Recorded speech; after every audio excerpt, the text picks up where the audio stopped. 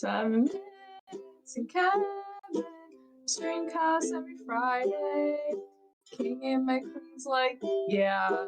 Onto our screens like, yeah. Forget Adam Sandler, say goodnight, bye. We're right past our segue. Yeah. We're partying with Kevin James. Yeah. We're partying with Kevin James. Wow, I did it. You did well. I made it through.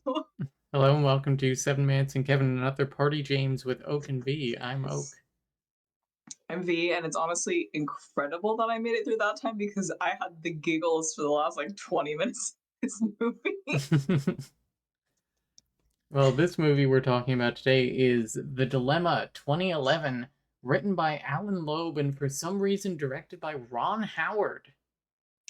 V, what did you think of The Dilemma 2011, directed by Ron Howard? I just have a lot of questions that I'm hoping we can find answers and clarity on. Why did they make this? Why do fools fall in love? And also, what was the genre? Comedy? No, it was not. You were laughing, though. You were laughing. It's because I felt like I was on glue. You keep saying that. Have you been on glue? It's just something people say. I mean, do you want to show the screen? Did you see the other screenshots I took in voice text? I did. There were several. So, let's take a look at some reactions here.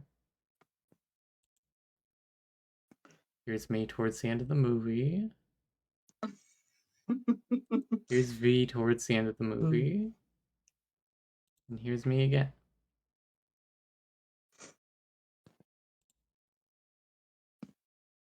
And there you have it. That was kind of the emotion.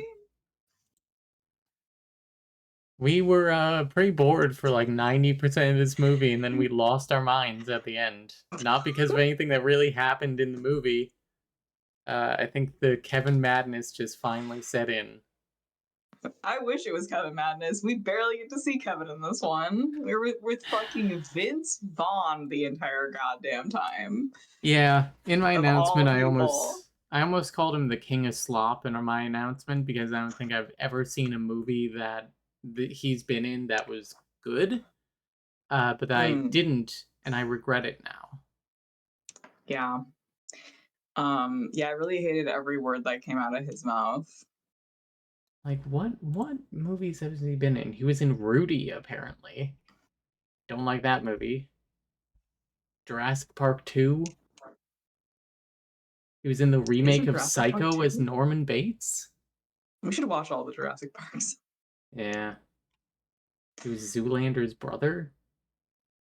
It's just so much. It's so much all the time. He's never been good in anything, and I always hate him.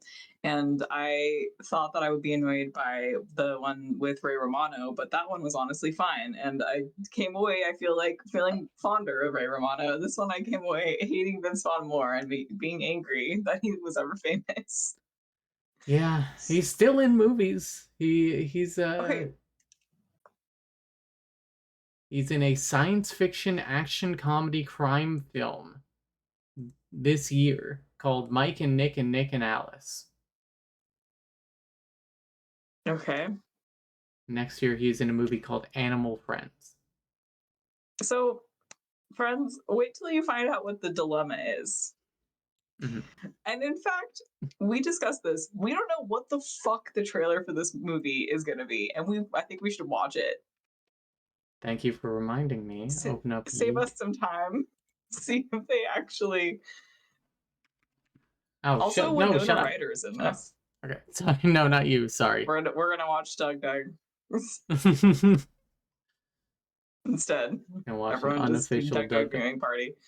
I'm not watching all 3 minutes of this trailer, I don't think, but... Wow, 15 years ago was 2011, wasn't it? Damn. Yeah, don't talk to me about that.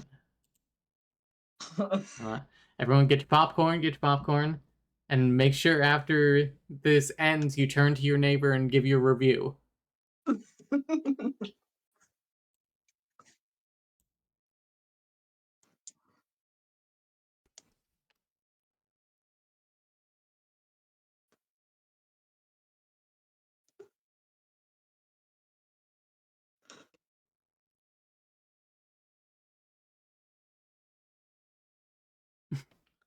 Ah, fuck, there's no sound. Hang on. Hang on, it was trying to capture Paul Blart. Here we go. Okay, now everyone, make sure that when this is over, you turn to your neighbor and say, hey. Great moments I'm not going to say that. Born from great opportunity. And that's what you have here today, Nick. That's what you've earned here today. One meeting. Hey, what are you doing? You giving me the Kurt Russell speech from the movie Miracle? It's applicable to what we're doing. I mean, it's not like I'm going to come up with something better than that. Who are we? B&V Engine Design. Nick, start your engine. Wow, that's literally the end of the film. I'm sorry? If I was sitting on the hood of that car and the way it was shaking, This is the last 7 minutes of the movie. When it comes to couples, they're my hero. Honey, you hear that? Ronnie just told Bethlehem his hero. Come on, buddy. Every kid wants to dance with his hero. Okay, this is completely out of context. Oh, that's not sure that we can play that. Those plants are poisonous! That song was. I just saw my best friend's wife with another man. How you like me now? Oh my God. You got it, Tone. It's guy code, man. Hey, Ronnie. Where are you? I'm doing all different kinds of things now with all the nice people. Why do you sound like you're on medication? You gotta go right up to him and you gotta say it to him. Nick, here's the truth. You're gonna be okay. I love you, my man. Come here. This is not a good trailer. That man hugging himself. Just keep walking. Wow, that line isn't in the movie. I'm gonna tell him. I'm gonna deny Let's it, just keep and then I'm walking, gonna it's say not you really made a much. pass at me. Ronnie, can I talk to you for a second? I was actually gonna run up here for about the rest of the day. That there's something that I have to fix. Oh God. Hey, man. Oh God. You're not fixing anything. You're breaking more I'm just stuff. like, yeah, this trailer is so long, first of all. Oh, ooh, that's another CeeLo Green one. I'm pretty sure. No. Yeah. So, No. maybe not. I don't know any songs. Oh, that's Maroon 5, maybe? Yeah, it's Maroon 5. Maroon 5. Misery.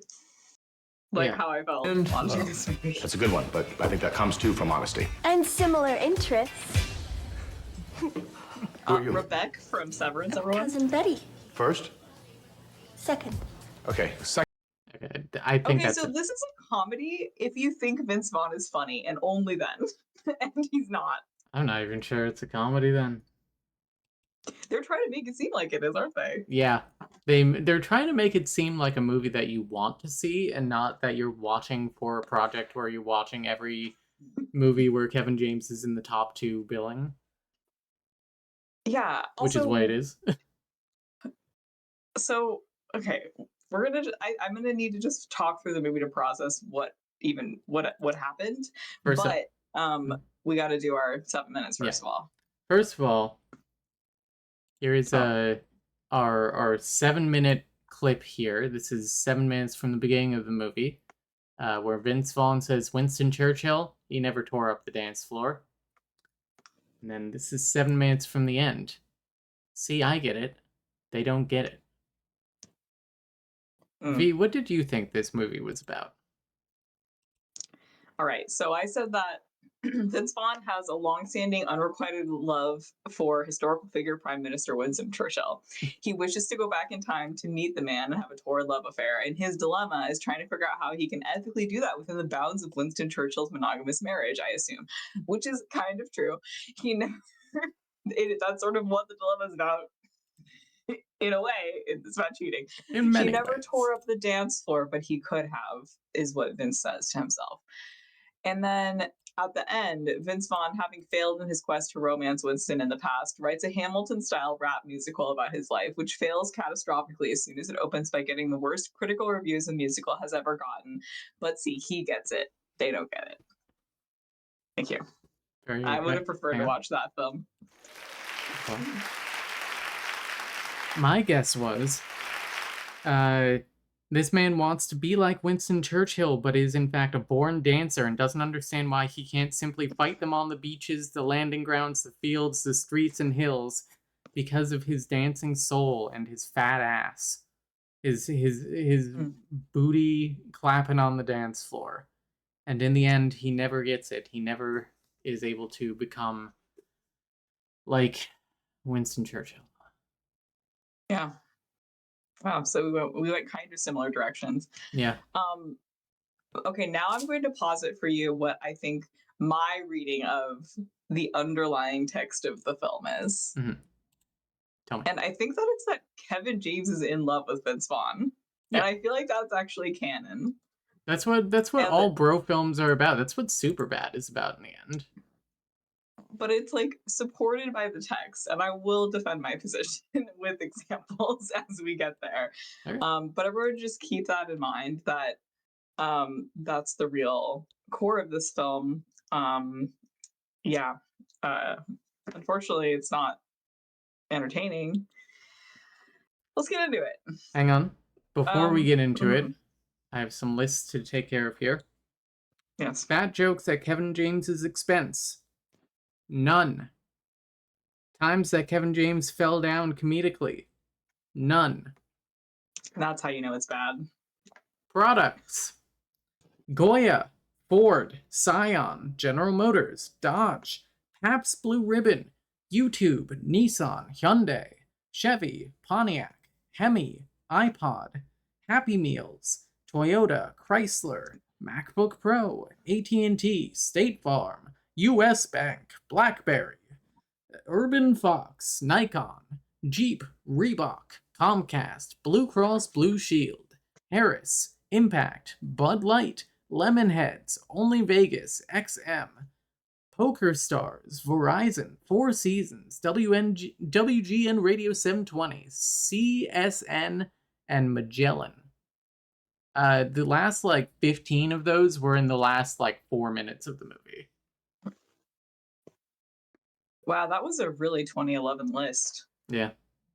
My favorite was the iPod. Where he can plug in his iPod dock or whatever he said. Why don't you just bring your own speaker? That is what that is. Why do you have to plug it in? Because we don't have Bluetooth back then. No, but you don't have to plug the speaker into the wall. Surely you can put batteries in it or something. Then you put your iPod on top and you blast your tunes. You blast Every Rose Has Its Thorns by Poison. I guess I was picturing a little, and it doesn't fucking matter. Okay. I wrote, this movie wasn't good because Kevin James didn't fall down in it. Also, this movie is an ad for Dodge cars, at least for the first third of it. Then they kind of forget about the car thing. Then they forget there were cars at all. Well, so some quotes here. That's a cool car, I guess, Oak says. I just don't get what it is with guys and cars. I'm not enough of a guy to know. Yeah, one of our friends recently, she knows we're plural, and she was talking about guys and cars, and she was like, "Hey, Oak, what is it with guys and cars?" And I was like, I'm not enough of a guy to know what it is with guys and cars. It's Hot Wheels for big boys. Yeah. There's a lot of scenes of Vince Vaughn driving around a cool car, a cool... What even type of car is that? I think it's a Dodge Mustang or a Viper. Which is what Nancy Drew drives. She drives a Mustang. Whoa. Did you know that? Yeah, Nancy Drew drives a blue Nancy Drew would have convertible done a much better job finding evidence in this film. Nancy Drew would have had this shit done in 2 seconds flat. Okay. Also, at the beginning, you said, "Imagine a good film." Yeah, because this is This was by Imagine Studios.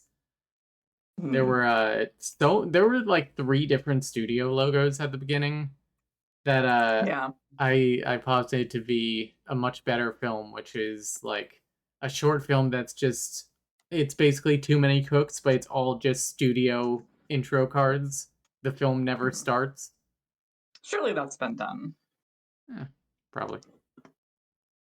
Yeah, the cards are literally a Also, toy. this is the true story of the origin of the makers of Tesla. Not really, but not really.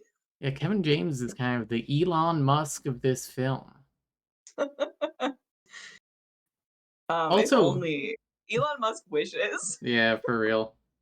Also, the first like 2 minutes of this movie where credits were popping up. Every minute or so, every 30 seconds, I was like, oh, holy shit, this person is in this movie? This movie was directed by Ron Howard? That Hans Zimmer did the soundtrack to this film? That's not a joke? I'm losing my mind. I've never heard of this fucking movie. Queen Latifah is in this. Winona Ryder is in this. Channing Tatum is in this. Kevin James is in this. Can you believe it? Yeah. Yeah. Okay. So, yeah. What exactly? All right. So we're introduced. We start out, we're at a lame straight dinner party with these couples. There's 2 couples. There's Vince Vaughn, and who's the actress that is his girlfriend? I don't know who that is. Her name Jennifer Connelly. She was in Once Upon a Time in America. Oh, she was in A Beautiful Mind. She's kind of a Ron Howard girl. Okay. There's a lot of good acting in this movie. Yeah, I can agree with that. Just not by Vince Vaughn. Yeah. Also, she was the little girl in Labyrinth. Yeah, there we go. Thank you, Niels. Oh, wow. Okay. Anyway, so she is Vince Vaughn's girlfriend in this, and then Kevin James is Vince Vaughn's like best friend of 20 years since college, and his wife is Winona Ryder. Okay, so these are our 2 couples. Great, that's it. That's all you need to know. End of film. Winona Ryder, I enjoyed her performance in this. I mean, she's as much as you can. Yeah. They're discussing at the beginning, they're having a dinner party conversation where they're discussing how do you know someone is like the question prompt, maybe, because I think it's his girlfriend is like, I think people change and they grow, but if you go through hell with someone, you get a pretty good sense of how they handle stuff, which is pretty important. And then Vince says you can really think you know somebody, and it turns out you don't know everything about somebody, which I think is foreshadowing. Nah, I think that Vince Vaughn knows everything.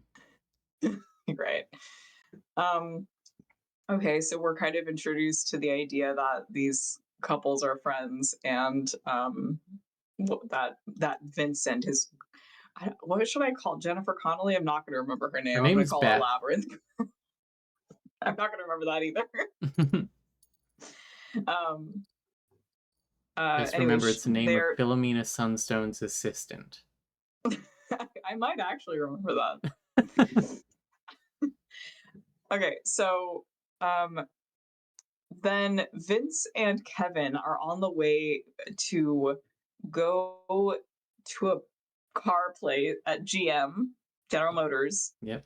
And they're trying to get a meeting with a senior executive in order to pitch their concept of an electric. This is the crux of the film. It's an electric car, but it does a big vroom. Yep. As you put it. Yeah. So it is just a regular vroom vroom, cool, sexy man muscle car, but it's electric, but it's still manly and not gay. We'll get to that in a second. Don't worry, bros. It is not gay, unlike other electric cars. And I don't mean homosexual. We'll get to that. Hang on, wait. Okay, so this is where we start seeing their toxic relationship, their friendship here. Vince tells Kevin, "Oh, you have to go hug that senior exec. Ever since he had a near-death experience, he's very touchy-feely and makes him write checks. Like, go get a meeting with him." And then we find out that, and Kevin's like, "I really am uncomfortable, like being like touching people I don't know or whatever." And Vince is like, "Do it, do it, do it." So then afterward, like Vince reveals, "Oh no, I lied about that, but we got the meeting, so who cares?" And Kevin's like, "He sets me up. I'm never listening to you. Like you're always doing this." And we also like learn immediately like Vince is a huge liar. Mhm. You said Vince said, "Oh, Kevin's too honest. If I fill him in on what's happening, he'll pass out. He hyperventilates." And I wrote toxic ass relationship. Can you show the shot where they're tall and small? It's sometime right after around there.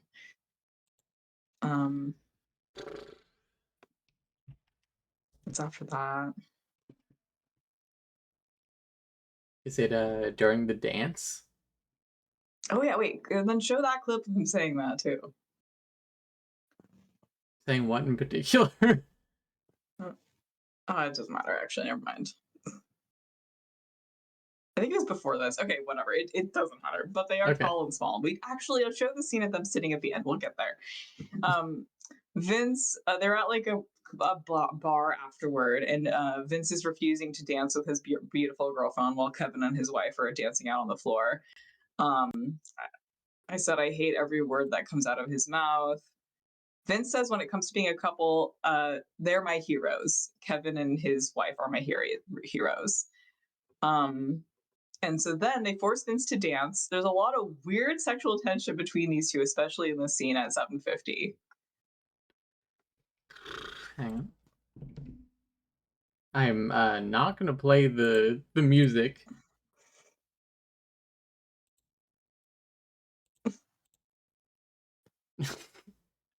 Imagine dance music here. Yep, blue set. Hut. Yep. And then also show him lifting him in the air with the clear, the obvious, what do you call it? Like harness he's wearing with the way he gets lifted. Oh, he's not even being lifted. He's just kind of like stretching up. Oh, okay, I thought he was being lifted. Nah. They should have tried. He should have tried. And then at the end, Kevin goes, "That just happened." And I was like, not that just happened. So anyway, Kevin's clearly madly in love with his best friend here. I think we can all agree. And that, really continues. Like, that's not even my slash fic goggles. That's just true. Confirmed by the events of the rest of the film. All right, so then Vince and his girlfriend, they're gonna they play ping pong and then they're gonna fuck, and he says he's for sure committed to this relationship, for sure, guys. And he's panicking about like, oh, is there a clock ticking? Like, we need to do something. To which you said, wow, she needs to get him pregnant right now. His biological clock is ticking. Yeah. She says she's happy. They keep making reference to having gone through something terrible in the past, and we find out that he had a gambling addiction a couple years ago. I'm sure that will be handled sensitively. A relapse of a gambling addiction. Right. Okay, so then Vince is talking to Kevin, and he tells Kevin, "I'm gonna buy." Can you explain the thing about the ring? Oh. I don't even know what the fuck is up with it. So, he says that he knows this Hasidic guy. Yes, he does specify Hasidic. And he says... There's a lot of racism in this movie. All from Vince Vaughn. Yes. And he says, like... Okay. He met this guy in Gamblers Anonymous. He's going to give him a $20,000 ring for $10,000. Can you believe that? He needs to pay cash, seemingly, though. Imagine paying even $10,000 for a fucking ring. Imagine How paying much was this? $1,000 for that. Was like $25 or $30. How much was As it should this? be. As it should be, about the same. Yeah. As it should be. That's fucking absurd. And also the guy's scamming you so hard. He He is. also they also made a deal for like where he's like, oh, and I told him that you'd fix his car. Like he tells Kevin, I told him that you'd fix up his car or whatever. Again, with the toxic dynamics between these two. So then they go into the meeting with Dodge, and we get a long Dodge ad. Just so much Dodge. Okay, here at 1550 is where we get. Also, then right, Queen Latifah is just here.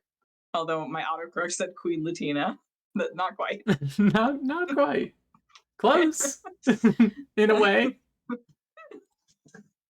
Oh yeah.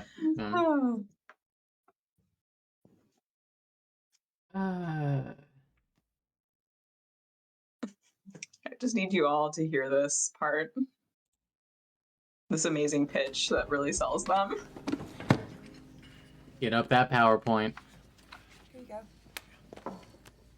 Ladies and gentlemen, electric cars. They're totally gay. It's true. I don't mean that they're homosexual gay, but I do mean your parents are the chaperone at the dance gay, right? Am I right? Am I right, fellow straights in the room? Fellow heterosexual bullies? Yo, he was still going. Oh, I forgot. Sorry. Tuck it in and wear it real high gay. I don't want to disrespect anybody because I'm not about that, but I think we're He's not about understanding that. what we're trying to talk about here, right?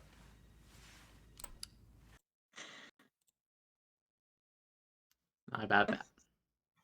Guy who had to unlearn the word metrosexual. I don't think he ever unlearned it. Yeah, giving him too much credit by saying he unlearned it.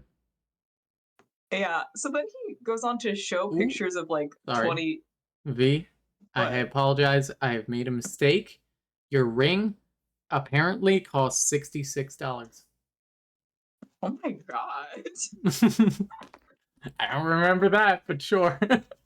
I guess I doubt paid it. that. I really doubt it. It's been jacked up since. No, it says $66. On your receipt? Oh no, wait, now it's $66. It was delivered for $21. Let's go. Thank you. We got the deal. As it should be. Damn, we got a real markup on that thing. I better not lose it. Oh no, it's on sale for 70% off now, so it's $22. It's a $1 markup. Wow. Oh. Well, now I gotta find out what yours is. You keep telling about what happens with the what happens with the PowerPoint next. So he compares all of these electric cars, and he says these cars are totally like little cute little animals. They're gay as fuck. These rabbits, the Hyundai Pomegranate, Cute and little animals. the Chevy fingerprint. Like, it's just like, wow, I've bought you several pieces of jewelry. you have, and I appreciate it. Yeah, so he's like, our pitch to you is that we put an electric engine into a muscle car. That's it. And apparently, this takes a lot of work. This is huge engineering. But don't worry, we got noted car genius, Kevin James. And Kevin's there. They're like, what's the? I don't know how to do the. Oh, the like. Yeah. Also, I cannot find this receipt, so.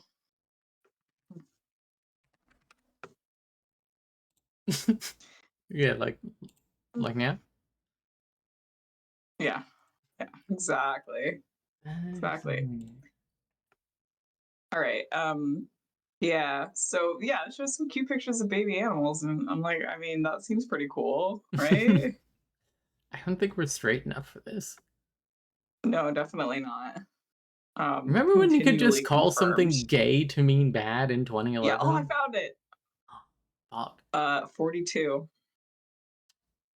Damn, you paid double for my ring. Well, okay, anyway. And I cherish it. Um, so yeah, they're asking Dodge to invest in their concept, offering them upfront money and then a long-term contract. And the Yeah. concept is, again, remember, electric car, but it go vroom. Go vroom. Yeah. This Queen is when you asked if I'm Latifah. watching an ad for Dodge. Yep. Yeah. Queen Latifah is like their liaison with the company, I guess. She's checking in on them. She says that her girl dick was so hard during that presentation. That is not Yeah. a joke. She doesn't say that though. She says says her something lady similar. would. She was swinging some Oh, yeah, her lady lady wood would. around. I got some serious ladywood here. I want to have sex with your words and bang your brain. Realistic things a Black woman would say to these men. Yep. Hang on. Some serious ladywood here. All right. Let's get that one more time. This idea of yours, this vision. I'm inspired by what y'all throwing down. I got some serious ladywood here. Thank you, Queen Latifah, for telling us about your She huge really hog. like served kind of no purpose in this. She could have been cut, but I guess she wanted to be in it. So whatever. Go off. Whenever she was Go off, here, I queen. was like, hell yeah. Vince Vaughn mentions the term a Chinese auction Yep. to be racist about going back and forth on the price.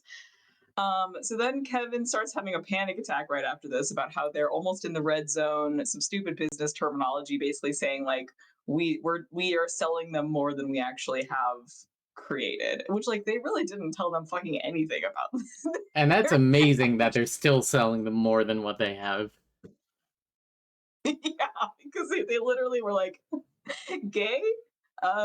Electric cars are like bunnies, am I right? But what if I showed you these pictures of muscle cars? Do you want to give me $400,000? Or however the fuck much? Yeah, it was $400,000. Which, hang on, Yeah. give me my calculator. I get so much use out of this inflation calculator. Mm-hmm.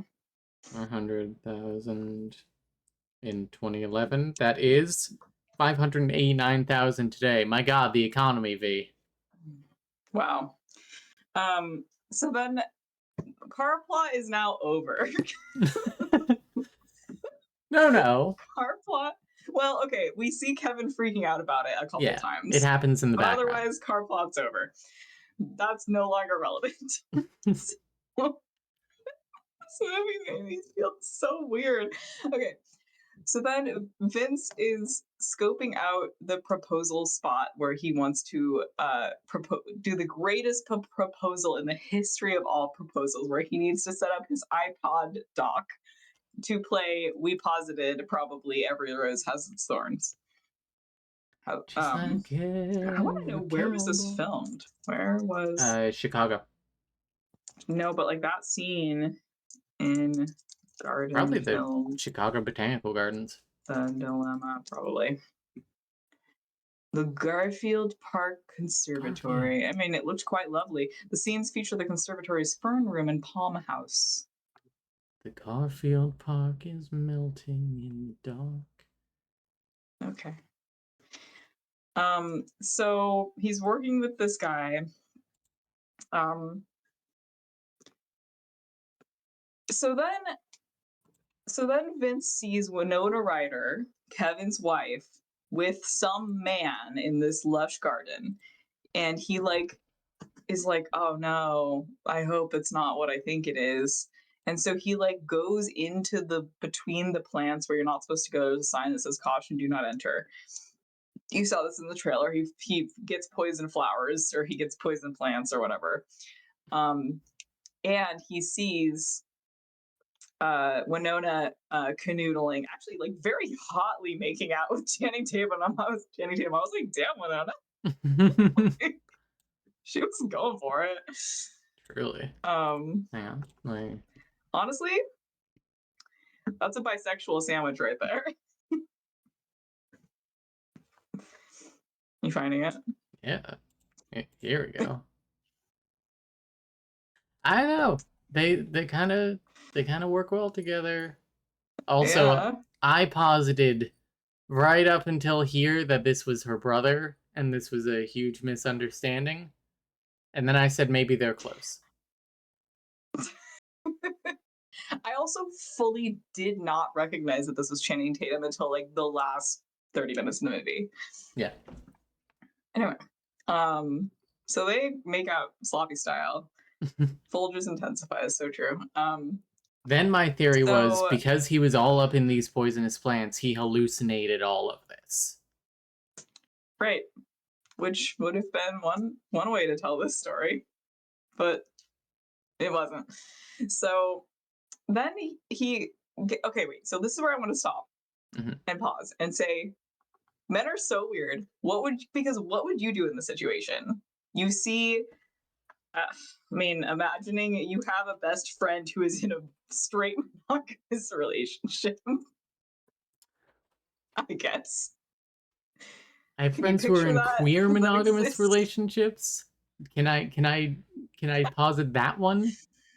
I Can I guess. posit I'll a man allow and it. a woman who are both queer in a relationship that is I'll monogamous? try to imagine this. Okay. I yeah. would talk to the person that I saw potentially cheating and say, hey, assuming that I'm friends with both half of this couple, he's known Yeah. them for 20 years. And Yeah. so like, and be like, hey, I thought I saw this. Is that what I saw? And she'd say, no. And I'd go, well, I tried. Yeah. Not my business. Okay. See, that's one answer. I think the correct answer is that you would call me. Okay, yes, that is true. That is what I would do. But afterwards, no, I would call So- you. I would call Sylvie. I would probably call Lady Tabletop. Probably talk to the Wow, gay you're baby calling everybody. server. That's right. You're putting it on blast. Yeah. If Everybody. I only mean, Vince some of them Vaughn are gonna had hear it in Discord. hypotheticals, like Vince Vaughn is about to do. But you know. Anyway, yeah, so he just handles this very strangely, which is not surprising. But first of all, also, okay, why doesn't he tell his girlfriend? Because he was gonna propose there, and now he can't propose there because he got kicked out for trampling their Yeah. poison plants. But he immediately, like the next scene, he tells this wild lie to her about what happened, why he's covered in like poison oak, essentially. There's a whole scene, and they do this bizarre thing. This is one of my many questions about this film. Why do they do this? What Yeah, are they like trying to cut do? to these theoretical things. Like these kids lost their Several ball. times. And then later he says that they're fat, so they What is redo the this? scene, but they're fat now. It's very like the dream from Fiddler on the Roof. Also, I would also tell the Soxes. I kind of forgot to list them because we live together, so I kind of assumed that they would know. Got it. Also, he says, now that we're all on the same healthcare, I'm going to be paying for these fat kids. And I'm like, wow, Obamacare reference. Well, at least he didn't mention the Um, death panels. So anyway, the first mistake is not immediately calling his girlfriend and being like, holy shit, I just saw this. Don't worry about why I'm here. Or maybe I'll just tell you, yeah, I was scoping out a place to propose to you, because you should be already in the know about that. You weren't in the know Okay. when I gave you a Anyway, ring. so then he. Yes, I was. So Fuck. So then he tells this wild lie about what happened. And I'm just like, okay, that was your first stupid mistake. So now he's already like making shit up to his girlfriend. While doing so, the bundle of cash that he was going to use to go buy the scam ring falls out of his pocket. So now she sees that and thinks he's back on the old slots, back on the old ponies. Yeah, he's definitely betting on the ponies.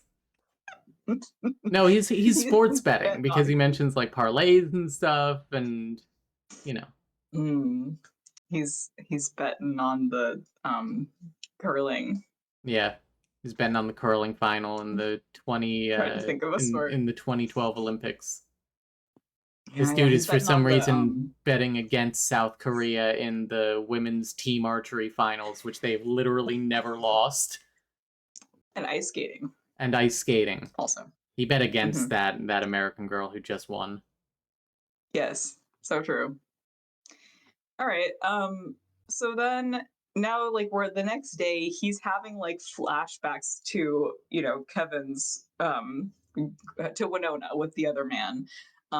Which is the other thing is, okay, after you call your partner and be like, oh my god, I just saw our best friend cheating on their partner, you call your best friend. Yeah. Or, you know, I mean, I think that could be a phone call, to be honest. I know he probably, people think you have to go do that in person. I think that warrants a, hey, this literally just happened. I wanted to let you know immediately. I don't know. Sorry. I just think we should be informing each other of things that seem important to know about. See, like I said, I would go to the partner first, and I would say, I don't know if I saw what I saw, because I don't want to be the Right, well, you could asshole start- who tells all my friends, and then the person, and then it turns out that it didn't happen. I have to go back to all those people and be like, by the way, I know that I gossiped about this to all of you, but I want you to know that it was not true.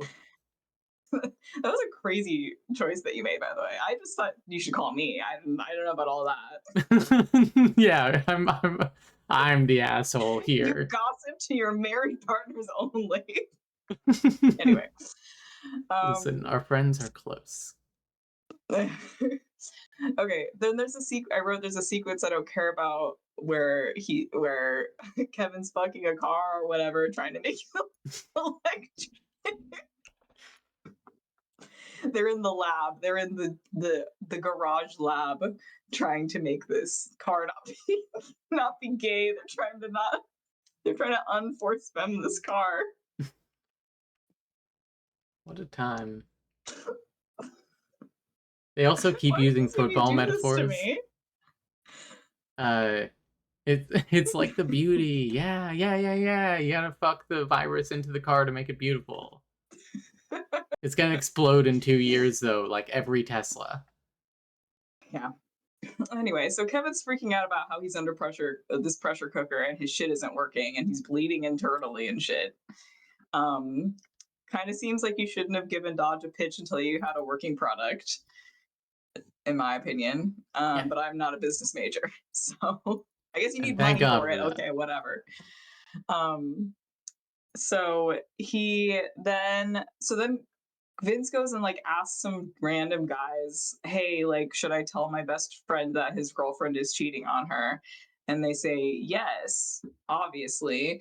And then he's like, what if it's the playoffs though? That's not what he said, huh? He does said big something he like a does metaphor. say that. These two guys in line at the bank are talking about this basketball game or football game, and they're like, yeah, he didn't pass it to Rodgers. I think he doesn't trust Rodgers on some level. And Vince Vaughn turns around and he's like, okay, so what if, what if it was outside the court? What if his Rodgers' girl was cheating on him? Should he tell them that? And the guys are like split on it. And then he's like, okay, but what if it's like the playoffs? The playoffs. No, a woman behind like, them says, hang on. Is it the playoffs? And he's like, it's game 7 of the playoff of the championship. And they're all like, no, do not tell him until after. I probably did that funnier than the actual scene, even though I thought the scene was okay. Is another example of the bizarre writing of women in this film, which is a consistent thing that happens. Yeah. At this point, you said, I wish Kevin was the star of this one. Yeah. Then Vince calls his sister, poses it as if it were an episode of Jerry Springer, and says, hey, I just saw this episode of Jerry Springer where this girl was cheating. He like gives some cheating story. She interprets that as her husband must be cheating on her, and that's why he's asking her that question. Okay. Also, his sister looks like Um, minimum 20 years older than him. Yeah. I'm not saying that never happens. And who is she? Like, who's that actor? I don't know. Hmm. There's just like random. People in this movie are so random. This is where you said this movie is almost 2 hours long, and I said, "And for why?" Kevin. Okay, then Vince goes back to the crash out garage where Kevin says, "Okay, I have 8 uninterrupted minutes to talk about whatever you wanted to tell me about before. I've been too focused on myself, throwing tantrums." That's at 36:25. If you wanted to show when we got excited about him almost saying 7 minutes. And then he kind of does. He kind of does. You have 7 minutes and 48 seconds to just... 7 minutes in Kevin. Whoa. Let's go. Hang on. You can hear that, but the studio audience went, woo! Great. At this point, I wrote, their brunette wives take them to a hockey game. I don't know why I wrote that. He's always got to bring... I guess I found that bring- notable. Sorry, I was going to say you always have to bring race into everything. But it is like notable that one of them's not blonde or a redhead. I feel like, you Yeah, know, I guess. I feel like statistically, like most people are brunettes. yeah, but not in Hollywood. I mean, I guess. Anyway, if anything, Winona Ryder should have been the brunette, and the other woman should have been blonde because Winona Ryder's the evil one. So, This is true. and that's how this works. Yeah. Or a redhead Because she's sex anyway. crazed, yeah. Yeah, exactly. So then he doesn't tell Kevin about it. And because their wives come interrupt, their brunette wives interrupt to take them to a hockey game because they're like, you guys need to chill out, you're burning yourselves out. Kevin is then insisting that he can see things differently. Everything moves like you're in maple syrup when you're on the ice, and you can see things happening before they happen. And he thinks he can hit a shot from central ice or something like that. And they're like arguing about that. There's this thing at the halftime game at the Blackhawks, or the halftime at the Blackhawks game. Yeah, where people from the audience can do a slap shot into a small hole in order to win tickets to something. And Kevin James is like, if they put me out on the ice, it would have been different. Like Mark Wahlberg about 9/11. That makes more sense than what I thought was happening, which is that he just said was like saying that he's a really good hockey player and could just go out there. Okay. So then Vince sees like Winona's like on her phone all night, and he's like, oh my god, she's totally like texting Channing Tatum or whatever. So then he follows her when she goes to buy a beer and confronts her. And she tells him that Kevin hasn't slept with her in over 6 months, and every Thursday night afterwards he gets wanked by I don't want to say it. Wanked by a 19... happy ending in a massage parlor. And Vince Vaughn kind of doesn't know what to do with that, but he's like, you have to, I will never keep this from him. I'm giving you an opportunity to tell him. I didn't know what to do with either that you tell either. him or I will. Yeah. So then she's like, we can't tell him right now. His stomach is literally bleeding. He has like a stress ulcer. And Vince is like, okay, well, will you tell him once we've finished making the sexy, not gay car that goes vroom? Once we make the car you can fuck, will you tell him? Yeah. And she's like, yes, for sure. And he's like, you're not going to see this guy anymore? And she's like, no, it's over. It never was anything. Okay, great. We find out this dude's name is Zip, by the way. Zip. Good old Zip. Then they have a conversation, or Vince and Kevin have a conversation where Kevin is like, I'm disappointed in you, man. You need to just propose to her already. And Vince is like, do you ever go get a massage? And we also see a Sims 3 video at 46:14. Also, I will say that the point where I confront her and she says like, yeah, whatever, I'll tell him. I'd be like, my job is done. I don't have to be a Yenta anymore. I can go be a Yenta about something else. I would just literally go tell my friend.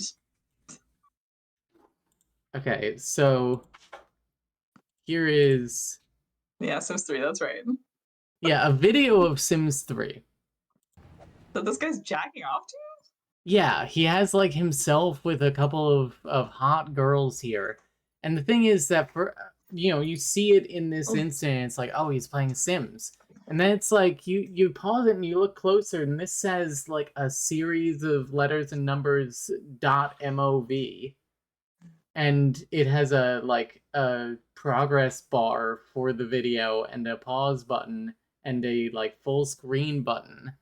That's just they recorded this in The Sims 3, but then didn't even like put it full screen or anything.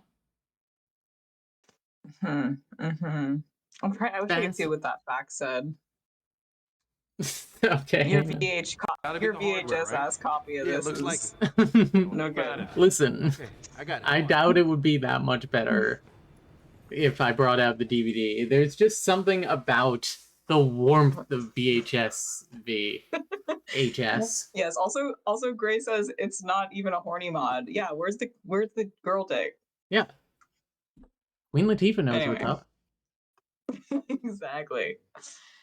So then Vince decides to follow Kevin on the subway to see if he really does get happy ending massages.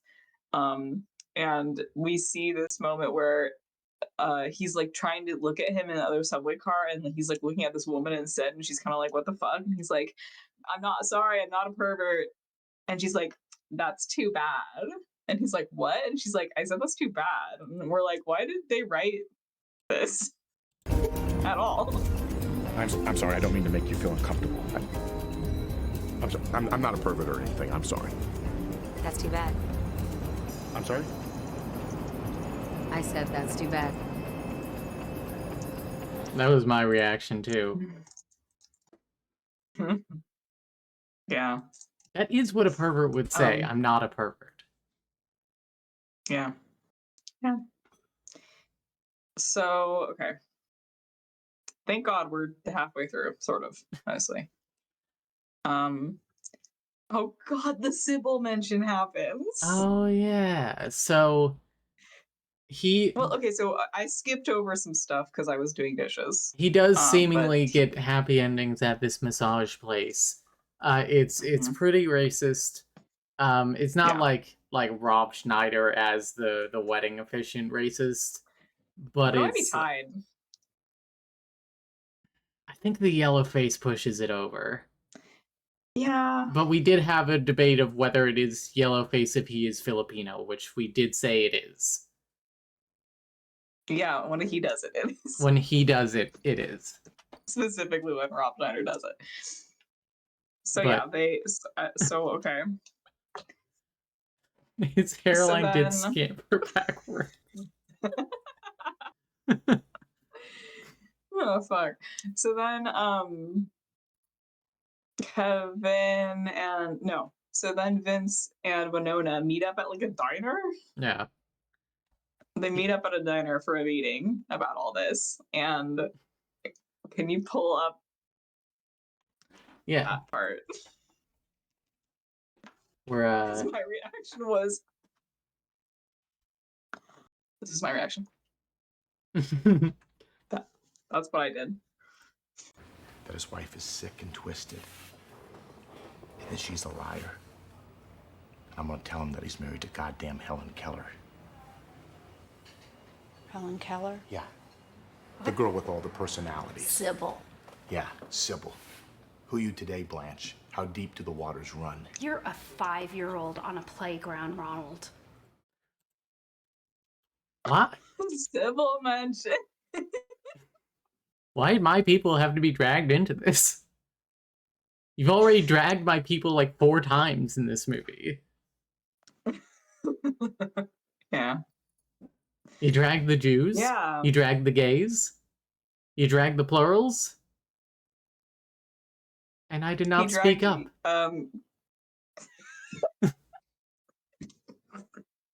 he dragged the sister dressing up the little brother in girl clothes. Yeah, hang on. Wait, yeah, that came up too. They dragged the trans people?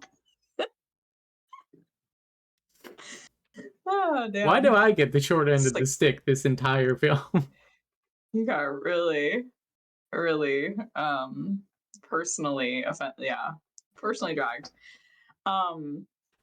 So then, oh my god, why have so many screens open? Okay, there we go. Yeah, so then Winona blackmails him. She's like, so if you tell him that this is also where I wrote, what is the tone of this movie supposed to be, in all caps. She blackmails him and gives an example of she says that if you tell him that I'm cheating on him, I'm gonna tell him that you've been making passes at me this whole time, and that like you've been like you've been getting worse and worse. And I'm also gonna tell him that we slept together that one time in college before we had even met, before she met Kevin. And she like gives an example of like her crying about it, and like gives a little performance of like what she would say, and I was like, hell yeah, bitch. Yeah, I love Gone Girl. You gaslight, gatekeep, girl boss your way out of this one. Then Vince Vaughn makes us watch him badly fake cry and talk to God. Yeah.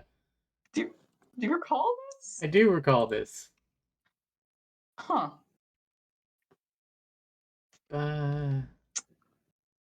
See.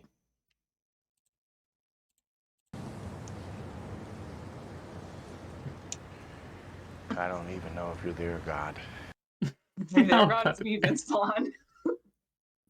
What? Are you there, God? It's me, Vince Vaughn. But why bring okay. up Sybil? Like, I don't understand. Are you trying to say that Sybil was faking? Is this once again going back to the well of how Sybil is the most successful fake claiming of all time? Thank you, Debbie Nathan. Sorry, done? Sandra's jumping out here. Yeah, so that's a great question. And again, I ask, what is the tone of this film? What is this film trying to be genre-wise? Like, what would you compare it to? Actually, let's just get to the end, and then we can talk about that. Okay. We're halfway keep through that the in your keep that in your prayers and thoughts and prayers. Okay, so then okay. A man, so then he's back at home. A man calls on their landline and asks to talk to his girlfriend, and then he's like, oh, she's not here, and then the guy's like, never mind. And then he like star 69s it. It's like, and it's the Kearney group.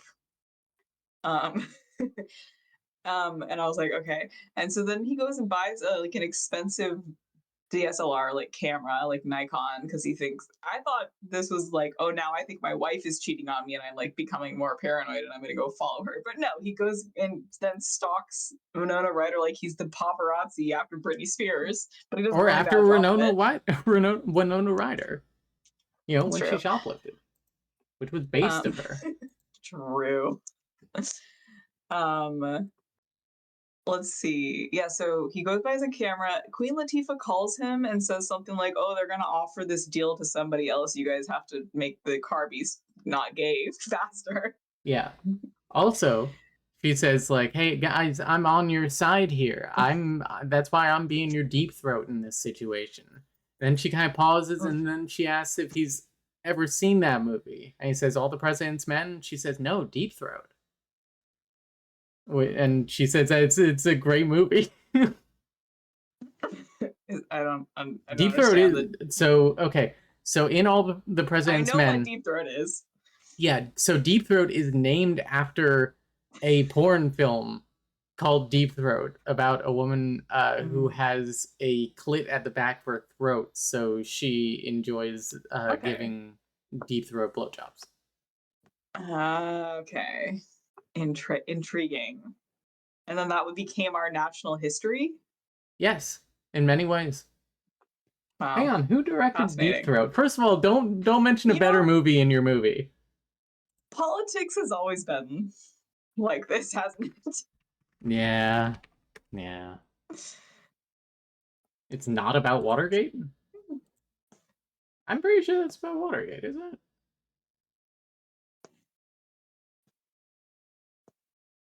Yeah, it is about Watergate. Oh, Deep Throat is not. No, the film Deep Throat is very much not about Watergate. Wow. Deep Throat Watergate. Anyway, keep going, keep going. I'm looking up some normal things. Okay. Well, now I want to see what the Deep Throat Watergate Wikipedia page has to say. We're doing research.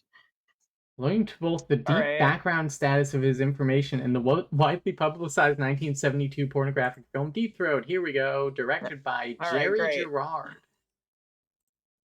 Sorry, Gerard DeManio.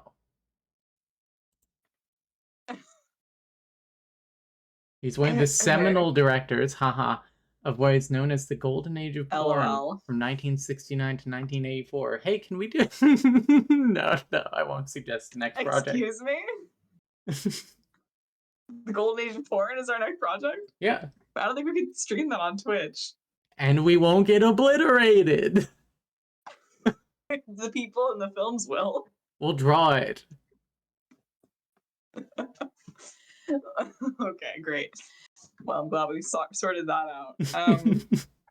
There's a second Black Keys song. I didn't mention the first one. There's a lot of music in this. Yeah. What did Hans Zimmer do? He did all the background music. The dum dum dum dum dum dum. Got it. Okay. Anyway, so he's stalking Winona Ryder. He goes up in a tree and is taking photos of her fucking zip Channing Tatum or whatever. Yep. Kevin calls him and they have that weird conversation you saw for a second in the trailer. And I wrote, why is this a movie? This is a really long scene for some reason. Here's Kevin. Here's Channing Tatum's ass with a smiley face tattoo. Nice. Must have been right around. No, this was after Magic Mike, right? No, when was Magic Mike 2009? Man, we want to talk about anything but this movie. No, Magic Mike was the following year. Oh, interesting. Huh. I did go to see that in theaters with my mom. Nice. Much like how I saw Chuck and Larry at home with my mom. Exactly. They're so involved in this project. Should get my mom on the pod. Then Zip catches him having taken pictures after Winona leaves, and beats him up in his apartment. There's a long fight sequence where Vince Vaughn throws an electric guitar into Channing Tatum's fish tank, does fish murder. Sorry for not trigger warning the animal crimes. He does do a fishicide. Yeah. Yeah, show a little bit of this. Thank you, Channing Tatum. Yeah. Noted duo Hans Zimmer and the Black Keys. Party? So true. You're gonna get something now! Come on! Hey, you son of a bitch! You want a party? Come on, I'm gonna have a party squad, baby! I just took an Oxycontin like 20 minutes ago. I won't feel a thing. Come on. Let's get jacked up, buddy! Come on! Let's get jacked up, Daddy! Hey! He does keep calling him Daddy. He does, and I did also want to discuss that. This is about where you said I'm still trying to process what the fuck the trailer for this could be. Yeah, then they fight more outside. And again at like 106:10, I think he calls him Daddy again. And I was just like, why is he on drugs? Like, why has he been acting this like the way he's been acting in this whole scene? We'll burn that face, Daddy! Like, sure. I don't know, man. And then it continues because then Channing Tatum starts hitting his car with the baseball bat. He's like, it's a collector's item, but Big Lebowski did it better. Yeah, this is what happens when you find a stranger in the Alps. Exactly. This is where I also wrote in all caps, it's been Channing Tatum this whole time. And I said yes. Yeah. Oh, I did like his cute little puppy eyes when he's on the ground crying. Wait, Vince Vaughn? No, Channing Oh, Tatum yeah. when he has like, yeah. You're not anything. You're garbage. Come on, I'm not. I didn't even. That's. It takes two, and you know that. Yeah, it takes two. Not three, prick. What is this movie, you guys? Can you explain? Can you tell me what I watched? It's What's happening? It's a lot. It's a lot, V. Anyway, so he basically is like, I'm his best friend's. I'm whatever. Anyway, I'm the best friend of the matter. husband of the woman that you're fucking, or whatever. Yeah, that. Yeah. So then he shows up to his girlfriend's parents' 40th anniversary party, and he is a fucking mess, and Yeah. he's so cringe. He tells yet another lie that we get weird flashes to, where about what happened to his face, where he says he got in a bar fight, which is really not better. Yeah. And then he like goes to be like he sees his wife like being touched by a man. Sorry, his and goes to, girlfriend. like, beat He's not proposed. his girlfriend, and like being touched by a man, and he goes over and he's like, "No, did you get enough of a touch or whatever?" And she's like, "This is my cousin, and his like husband or whatever, His boyfriend, I guess, not lead. partner." Chuck and Larry You're hadn't right. made that much progress yet. You're right. Fuck. Connecticut Yeah, was so 1 year away. He No, does wait. this like in front of everyone and like her parents. He's just looking like a fucking disaster. I'm like, fucking dump his ass right now. I don't. Oh, sorry. Connecticut had legalized it for 3 Chuck years. and Larry had done it. Chuck and Larry had done their jobs. Parentheses in Iowa, Connecticut, and Massachusetts, I think. Right. Anyway, so then he like gives a cringe fail speech at the wedding about honesty, where he's just hammering on and on about honesty because he's like saying it actually to Winona Ryder, like he's trying to make her feel bad, but it's so long and it's so stupid, and he like is really gross and he's like, you know, you had a pool he's at not home. funny. You had some pool boys come over, and you know maybe she could have fucked them. Your wife of 40 years could have fucked those pool boys, but she didn't. You didn't. Yeah. Also, we do find out that his sister's husband was actually cheating on her. Right. Like she pressed him about it, and he confessed, which I do think is kind of funny. And later on, there's a scene where he's there and he gives Vince Vaughn a hug and he says, I don't know how you found out, but if you ever do something like that again, I'm going to fucking kill you." Yeah. So then his girlfriend is like, and no one stops him in the middle of this speech, by the way. I would have been like, what the fuck are you doing? Like, He goes get on off, for like 5 minutes. Stop talking. You're canceled. I said like the first time that he brought up like pool boys or infidelity or something, I would have been like, okay, thank you, Vince Vaughn. Thank you. You can take a seat now. Clearly Next you're having speech. some kind of stroke or crisis. Yeah. So then his girlfriend confronts him in the kitchen because he's a fucking disaster, and he once again like doesn't tell her anything. He's like, I have to fix it on my own. I'm gonna go sleep at the so then she tells him that the Kearney group, because he was like, who's that? Why did they call for you? And she's like, oh, they wanted me to do a restaurant. She's a chef. They wanted me to like have a restaurant in Vegas deal. Right? Yeah.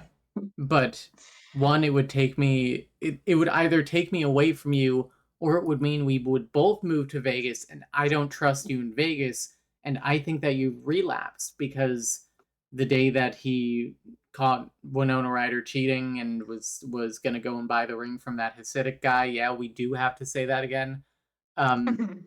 He had like a big wad of cash on him, and he still has this fucking wad of $10,000 on him, and it like fell out of his pocket while at home, And This movie's about how incredibly stupid he is yeah. the whole time. Hey guys, I think you should rob Vince Vaughn's character Yeah. Yeah. In Minecraft. in Minecraft. Be cool, FBI. Yeah, so yeah, she's like, man, I'm like, it really feels like 2 years ago. And he's like, I can't get into this with you right now. I'm gonna go sleep at the office tonight. And I'm like, dumb, break up. You're so he said dumb. I could not give. He said I could not give less of a fuck about their relationship. I don't care. Um, She's barely in this movie. yeah, She doesn't have a last name. yeah, she's a prop. So then he goes to Channing Tatum's house because he wants to get the camera back where he got photos of them fucking. And Channing Tatum acts real crazy and pulls a gun on him and tells him he's planning on killing him. Sort of. Yeah, it's he kind says. of an unhinged scene. I did kind of like that scene. I thought every scene with Channing Tatum was good, quite frankly. Wow. He's the Taylor Lautner of this movie. You're so right. But he answers the door with the gun, like pointing it at him. And Vince Vaughn's like, what, you're going to shoot me on your porch in broad daylight? What are you fucking crazy? And Channing Tatum's like, no, I've done research on this. You're going to come in the house, and then I'm going to shoot you. I'm not going to unload a whole clip into you. I'm going to unload 3 bullets into you very calmly, like a responsible gun owner. And I'm like, oh shit, hang on. Maybe he's got something going here. He's got Maybe we can finally be rid of Vince Vaughn. Finally. His character. In Minecraft. In Minecraft, cool.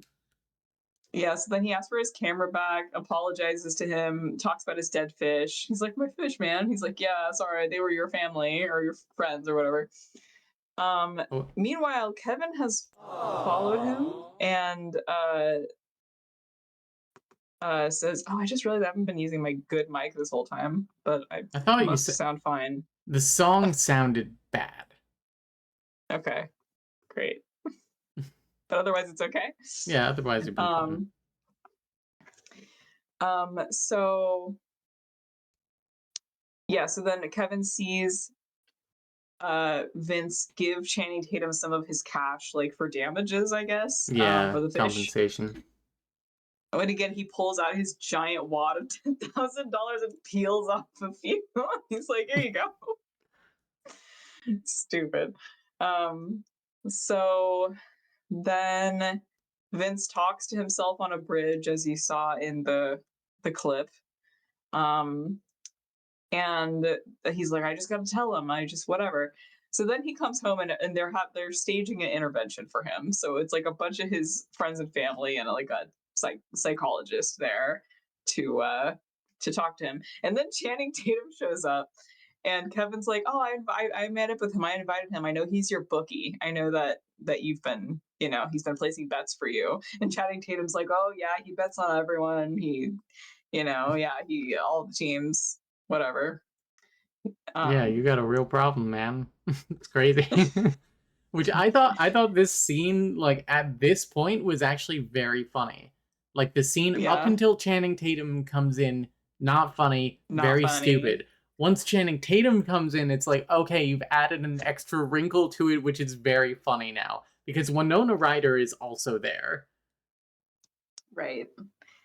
And 126.45. And then he leaves pretty quickly after that. I'm like, all right, now it's not funny anymore. Yep. Goodbye, Channing Tatum. Are you talking about the fish picture? The fish. So then he pulls out the camera and he shows it. Vince shows the camera to Kevin. He's like, "Look at the pictures, like to see your wife is proof or whatever." There's only one camera. There's only one photo on the camera, and it's this. Which is very funny. Yeah. Did he set this up on like a tripod with a timer? He did a great job. Yeah. I like how it's also got like a shitty flash on it. Yep. So then, we haven't revealed, he hasn't stated plainly your wife is cheating on you yet at this point. Then Kevin reads him a letter about like how they're best friends or whatever. I never had a brother growing up. Oh no, and then Vince Vaughn's like, you're also like my homie. I never had a brother growing up. My sister bullied me and put me in girl clothes. And again, we get a weird cut to that. Yeah, his sister like opens this intervention crying, being like, I should have never dressed you up as a girl when you were a kid. And it's like, I don't think that would lead to a gambling addiction. I'm not a therapist yet. Once I am, it's over for you hoes. But I don't think that's how it works. Yeah. So then I wrote at this point, like, so then Kevin and Vince Vaughn are like having a very real, everyone gets very emotional at the end of this movie. They're playing it very straight. Everyone is like acting their hearts out. I wrote, I'm supposed to care about their friendship, but they've only told me and not shown me. I've only seen bad depictions of their friendship. Yeah, I literally, so then, if I got this script as like a script writing, if I was a teacher in a script writing class, big red letters across the front, show don't tell. Just literally telling and telling and telling what happens in the movie. Can you tell me can you show me things that happened in the movie, not just tell me things that happened before the movie? Yeah. Yep. Winona, at that point, like, Vince reveals your wife's cheating on you, and she actually tells him it's true, and starts crying. I found it funny how she starts to go into like the well, he was actually making passes at me kind of thing, but she kind of like freezes under the pressure. Yeah. And then she's like, whatever, fuck it, yeah. Yeah.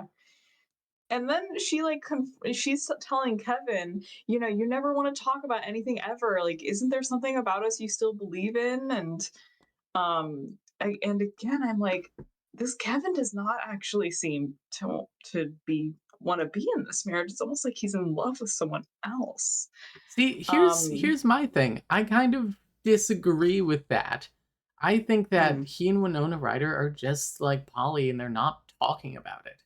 Because, like, yeah, I mean, that could be an additional layer. At the anniversary dinner, they're having fun. They're like clinking glasses, and they're like, yes, we feel a good relationship too. And they're both fucking other people or getting jerked off by other people or whatever. But like, they seem fine. It's a public facing image or whatever, but it doesn't seem like they're strained in that moment. They're doing shit together. Yes, and also she's like, well, he hasn't slept with me in 6 months. Yeah. So. Yep. And he won't talk to me.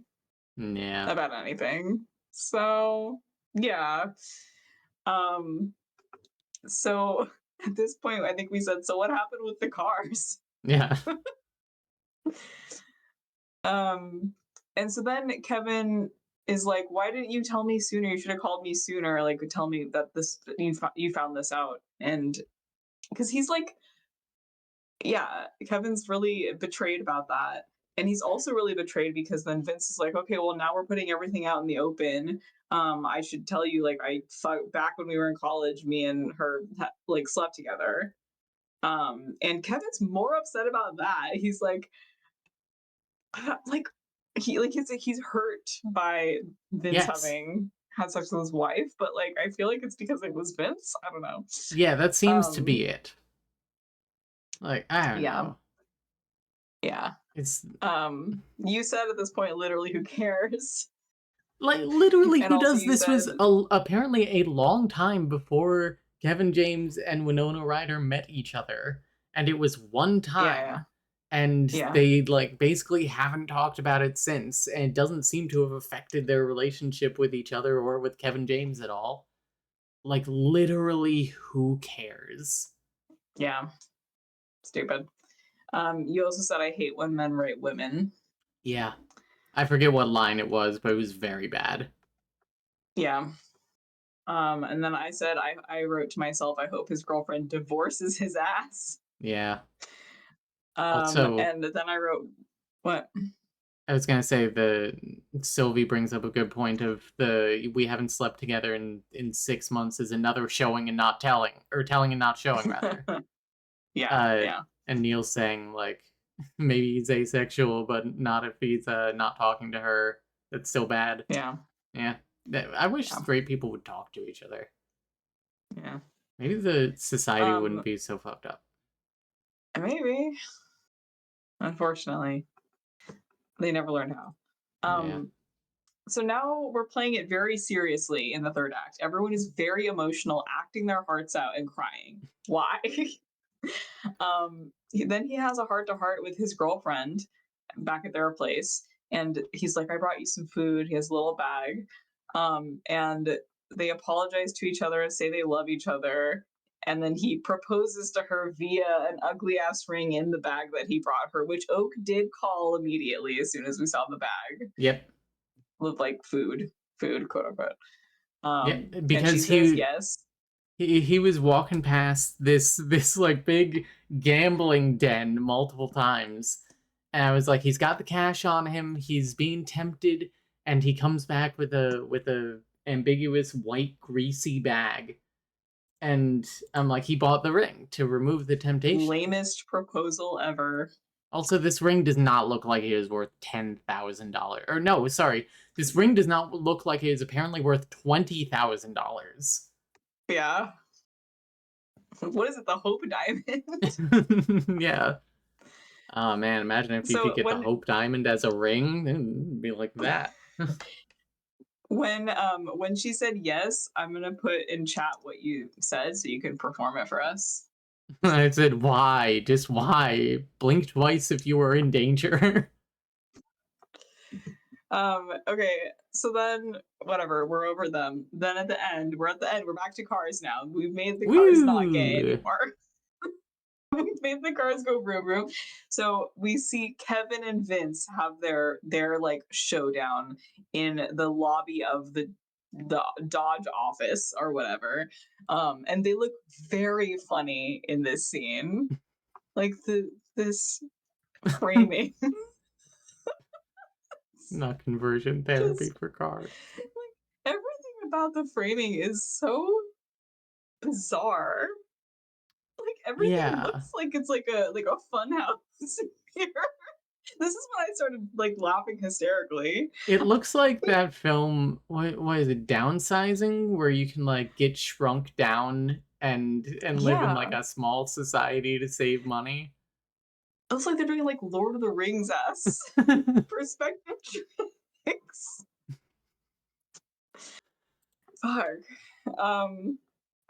So then they like talk about it. Kevin's obviously very hurt and said, "You handled this whole thing like shit," and punched him a couple times. Like men. Like men. Then I said the speech at the end at 1:41:30 supports my theory.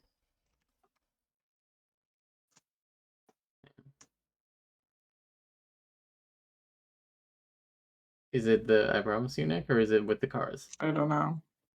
Yeah. It was around here. I don't know. I don't know what I was doing. I was losing into this point. Oh, Yeah. hang on. Let's see. You handled this whole thing like shit. I'm sorry, Nick. I really am. I know I didn't date a lot. So when Geneva and I were serious, you didn't want to hurt me. And it was before we ever got together. Now, I'm not saying it was easy, the spot you were in, because it wasn't. But in the future, no matter how uncomfortable things are, if it affects us, you gotta tell me. You got it? I promise you, Nick. Wow. You Hang on. learned that from Right Now Pronounce You Chuck and Larry. I played Aw. Anyway, Cargo Room. Cargo Room. Cargo Room.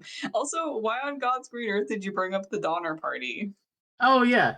So he, for some reason, in his big pitch here, is like, there were other people who took a chance and decided to go out west for gold and for land and things. They were called the Donner Party. You know, things got a little tough. Some cannibalism maybe happened. But in the end, They didn't get rich, but they got there. Anyway, start the car. You guys want to hear the car go vroom? Oh, you know you want to hear the car go vroom.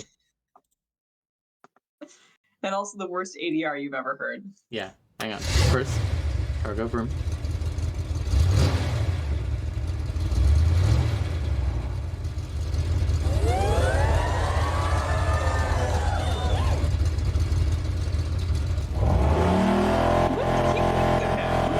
He did. That sounds god.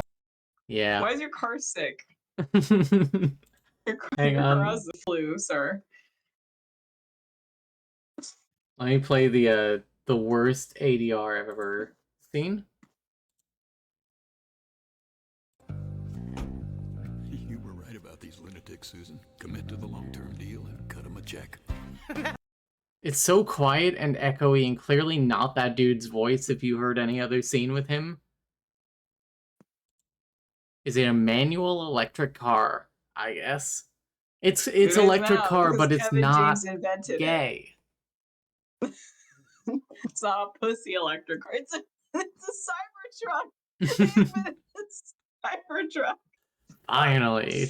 I was hoping someone would. Jesus. And then Queen Yeah. Latifah is like, I knew you guys could do it, and I knew when I saw you that Kevin James had beaten you up. I know that's just guys being dudes.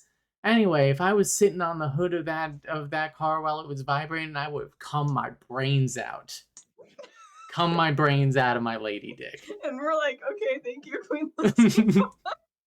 Queen Latifah kind of a freak in this movie. Yeah. That is Well, that's not like a the only joke. She doesn't scenes say she's that. in. She doesn't say that word for word, but there were some verbs in there. Yeah. But listen, that motor in that car, I mean, when it started vibrating. I'm sorry? If I was sitting on the hood of that car, Okay. and the way it was just I understand. vibrating. I understand. And I gotta be really honest with you. When I first met you, your phraseology with Ladywood, I didn't know whether you were coming or going, but Whatever. That's it. And He didn't I know guess whether there's she that was new coming when scene. she was talking about her Ladywood.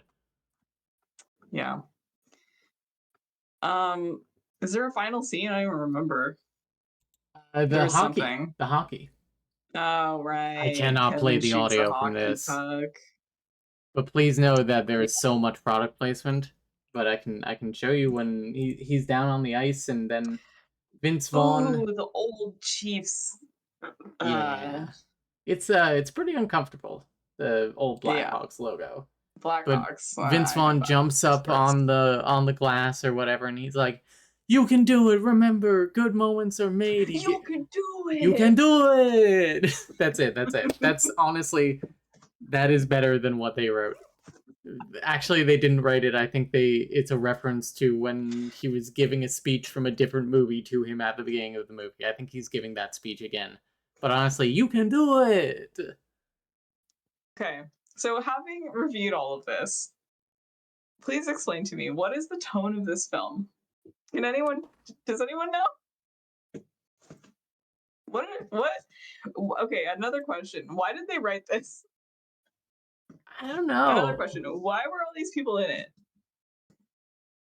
What is the story they're trying to tell? I think it's about Look at them rolling around all the gaily. lead up to Kevin James and Vince Vaughn making Sweet Love. What is this film trying to be genre-wise, and what film would you compare it to? True Chuck and Larry. Genre-wise, I think this is a dramedy, or like this is honestly kind of Okay. a romantic comedy in a way. Yeesh.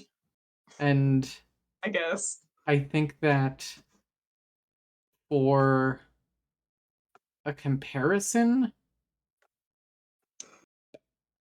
Neil Simon. I think this is very kind of like a Neil Simon play in a lot of ways. This is very it's very Rumors. It's maybe a little bit Odd Couple. It's probably It's got a sprinkle of The Big Lebowski. No, I wouldn't insult.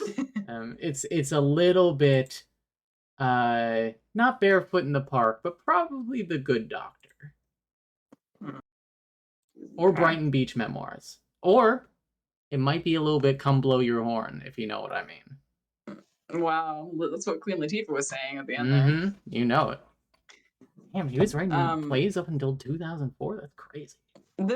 They needed to have made, for this to be good, they needed to have done a lot of things, but like, it should have been way more bizarre. Like, it was so straight. Yeah. In Because it's a multiple Ron ways, but, Howard like, movie, is the thing. Like, even when he does big concepts, like he did all the Da Vinci Code movies, it is just played very generically.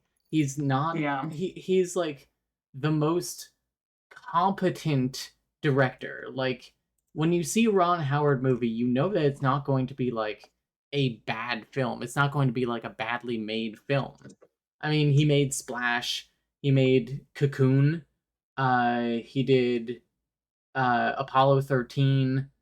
Okay, maybe How the Grinch Stole Christmas 2000 starring Jim Carrey. You know that you're not getting into anything. But A Beautiful Mind, Cinderella Man, Da Vinci Code. He did Frost Nixon. Frost Nixon is a good movie. Hey, Deep Throat again. Whoa, the connections. I'm connecting the pieces. Oh, he also did Solo: A Star Wars Story. Or he, like, took over for it. Okay. Like, he's an okay director. Like, I have a question. Mm-hmm. Actually, I have a hot take. Okay. Take Vince Vaughn out. Mm-hmm. Put Adam Sandler in. I think he would have done a better job. I don't think it would have been good. But you can't have him Adam Sandler on it. You have to give him the Punch Drunk Love. Punch Drunk Love. Yeah. Yeah, exactly. I was thinking of Punch Drunk Love during a couple of points. points. If he's doing that. Yeah. I think he could carry it better. If you can't get Adam, or Adam won't stop, then get Ray Romano. And just do Grilled again. We liked Grilled. So... just cut Vince Vaughn's character out entirely. And then also cut out the car stuff. I don't know, the car stuff, I was praying for it halfway through the movie. Okay, that's another one on my list of questions, was why was this about cars for a good 3 minutes and then never again? I don't know. That's the thing. It's like they didn't... Okay. They could have just been friends with two, like, different... I guess the point is that there is a big business deal. Right. But boy, they did not really... I mean... Okay. Yeah. Also, why did they have the weird cuts to scenes that didn't happen and the Donner Party at the end? Okay, I thought that was okay. That kind of, like, I thought was interesting. That was part of what made me feel insane with the tone of it. I think they should have done it more. Yeah. Because Vince Vaughn lies also, like, a lot. his lying doesn't go anywhere. Yeah. I don't... It's just... What was the point of this? I think this movie should have had more Channing Tatum. I think he should have been more of the movie, not disappeared after that one scene. Because I thought his character was funny. And he played him really well because Channing Tatum is a very talented actor. Take Vince Vaughn out. Put Channing Tatum in that role. Put Ryan Gosling in Channing Tatum's role. Scratch that, reverse it, in my opinion. Okay, yeah, I know. You're right. You're right. That would have been a better movie. Ryan Gosling's got the exasperation that I think the role needs. He would have done a great job with this. Yeah. But we have to have the Slop King. Slop King. The Slop King of Chicago. Yeah. Across from Kevin George Nipfing, if you'll recall. Yeah. Kevin George Mr. Nipfing. Mr. Nipfing, try again. I'm sorry that you weren't in more of this movie. You were... Oh, that segues perfectly to my next question, which is what did Kevin bring to this film? I thought he looked pretty good when he had the glasses and the kind of 5 o'clock shadow. He didn't fall down at all. He didn't really bring that much comedy. He just kind of was there and Mhm. delivered things in a bit of a Kevin James kind of way. But he Mhm. didn't really get many funny lines, is the thing. He didn't get to do anything? Mhm. Anything at all? Yeah, he got to crash out He a did couple crash out. times. But that's kind of it. Yeah. I don't know. He shot a hockey puck. Yeah. So strange. Um, let's skip to our party game of the evening, which is let's just imagine. Let's just our party game, if you will, spin the bottle Hmm. with these four characters in this couple. Oh, and Channing Tatum. Yes. Oh, also, Gray makes a good point. He did punch Vince Vaughn. He did bring that. That's true. That's true. In my fan fiction. Hmm. So like this couple, after they're like one of their straight dinners, they come home after, they have another bottle of wine, and then they decide they're all sitting on the floor being silly, goofy guys, and they're like, what if we played spin the bottle? Oh, that'd be so funny. What would happen? So there is a What would moment. happen if yeah. There's a moment in the movie where both the girlfriends slash wives are like, "Oh, you guys have been working so hard, so we got a big surprise for you." And it's a hockey game, but I was like, the tone is screaming foursome. Mm-hmm. Yeah. I think that the Winona Ryder would spin the bottle and it would land on Vince Vaughn's girlfriend Beth, and they would make out sloppy style, and Vince Vaughn wouldn't stop talking about it. And at first, Beth would think that it's because he thought it was hot, but no, it's because he is incredibly jealous. Mm. And he's like, that was not cool how you made out sloppy style with her. You never do that with me. Right. I don't do that with Kevin yet. Right. And they're like, okay, well then let's just keep playing. Mhm. And then Kevin lands on Vince. And he's like, oh, we can't do that. We're best friends. That's gay. They have the Chuck and Larry like. And Winona's like, come on, it's a game. And then they kiss. And then Channing Tatum's there. Yeah, and then what? That's all I was thinking that they give a little peck, and then Winona Ryder's like, "Come on, put some tongue in it." Yes, and then Vince is weird about it, so they kick him out, and then they fuck Channing Tatum all together. Hang on, let me put on the and scene. I can't hear anymore when the sound effects go off, but I know what they do. We'll just have to trust and believe it there. Like Jesus. Let's discuss box office. I think that this was a $50 million movie, and I think it made $60 million. I've never heard of this film. It has a lot of big names, and I can't imagine people seeing this trailer and going like, yeah, I want to see that movie. Yeah. Is that just me? Yeah. I don't know. We're not the right demographic for this, clearly.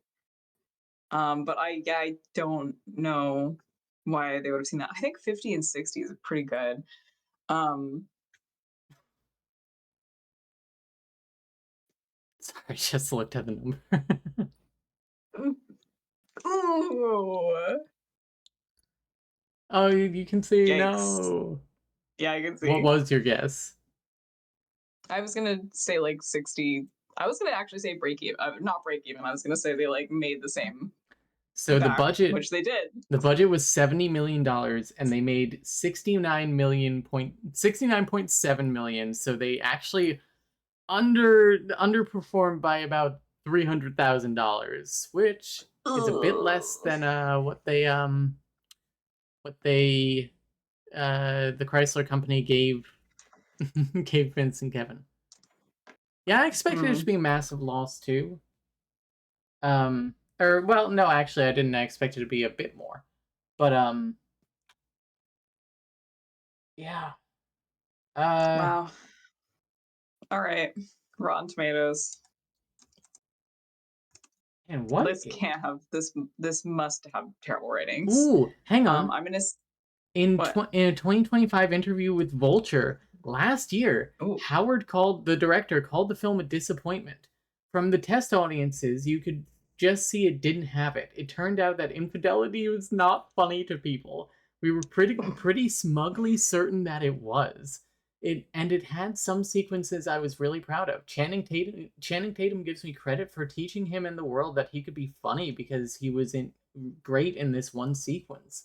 Everybody worked real hard on it and believed in it, but it was an interesting example of being tone deaf at that time. Oh my god, and then scroll down. Controversy in advertising. They use the electric cars are gay in the ad? Oh my god.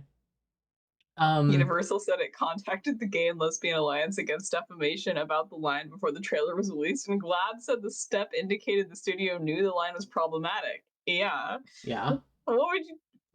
Universal received complaints when the trailer appeared online before in theaters, and studio sought to work with GLAAD to prepare a new trailer. Wow. I want to see the old trailer.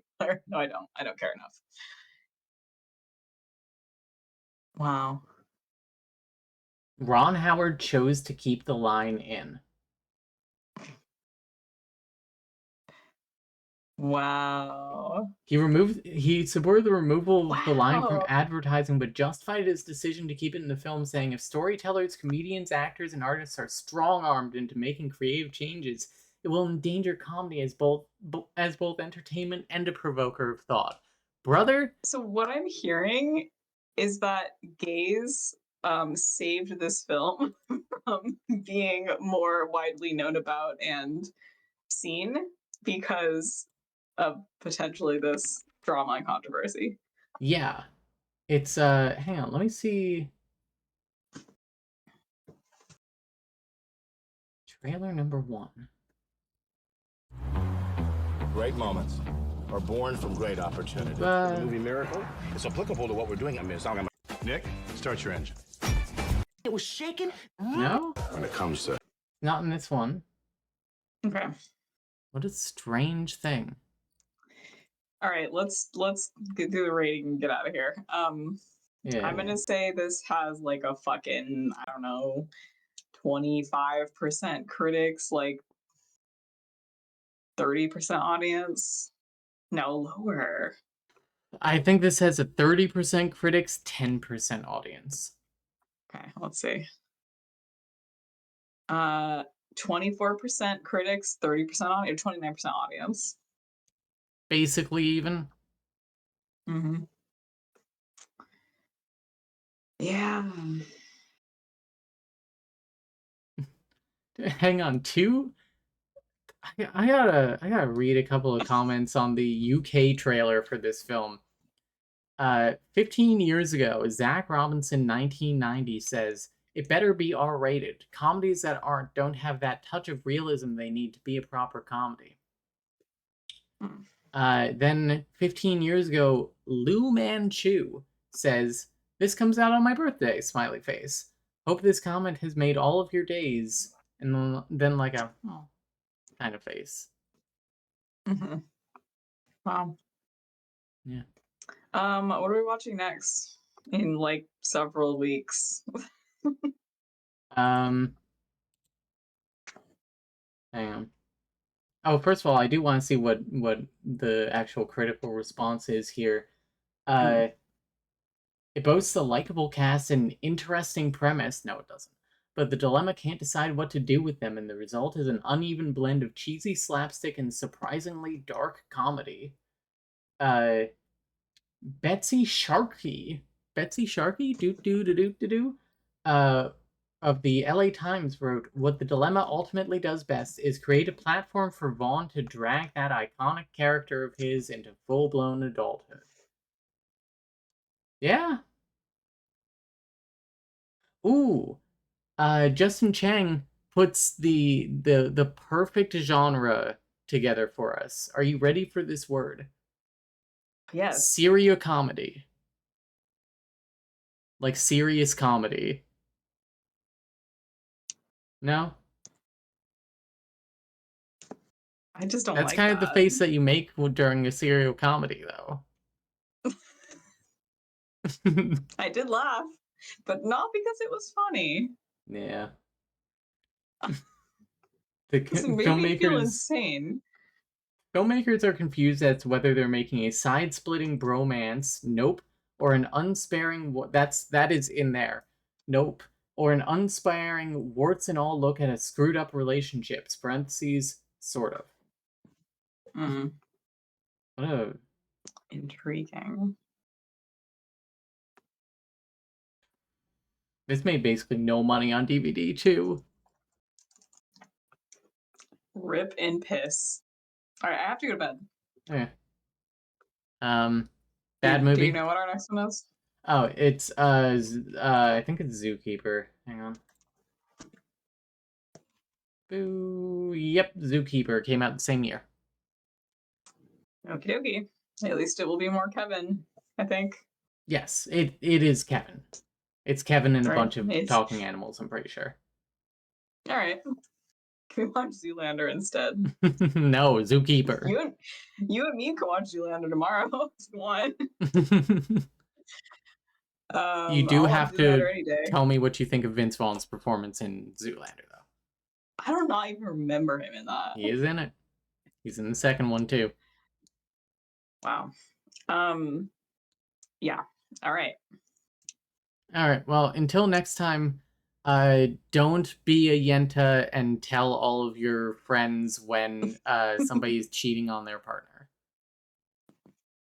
And don't kill Channing Tatum's fish, or you will pay. And don't give Kevin James the happy ending. Okay, bye.